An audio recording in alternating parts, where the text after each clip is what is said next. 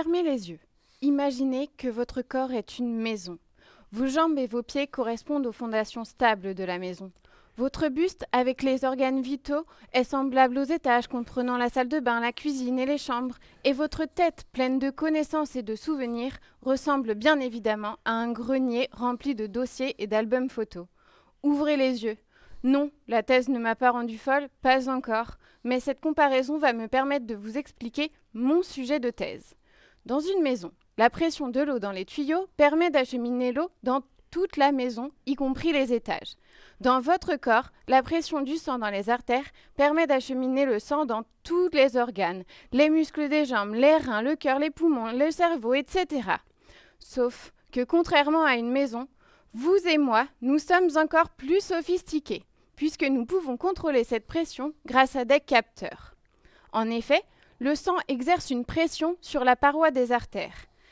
Les cellules composant cette paroi sont capables de sentir les variations de la pression sanguine.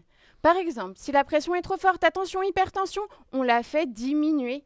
Ou si la pression est trop faible, en hypotension, on l'augmente, tout comme un robinet que l'on ouvrirait plus ou moins pour avoir un débit d'eau constant.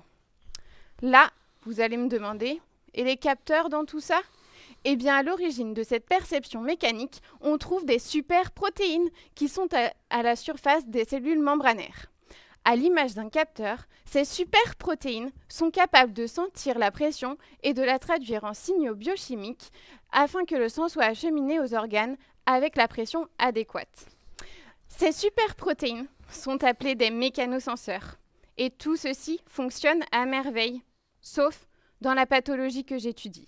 Lors de l'hypertension artérielle, où la pression n'est plus correctement perçue et régulée par les mécanosenseurs, ce qui conduit à une augmentation générale de la pression artérielle. L'hypertension artérielle semble anodine, car elle est généralement silencieuse. Mais lorsqu'elle n'est pas contrôlée, elle constitue le facteur de risque majeur des maladies cardiovasculaires. Elle est donc votre pire ennemi. Mais ne vous inquiétez pas, pour y remédier, je suis là. L'objectif de ma thèse est d'identifier de nouvelles protéines mécanosensibles des cellules vasculaires, c'est-à-dire de nouveaux capteurs de pression impliqués dans l'hypertension artérielle.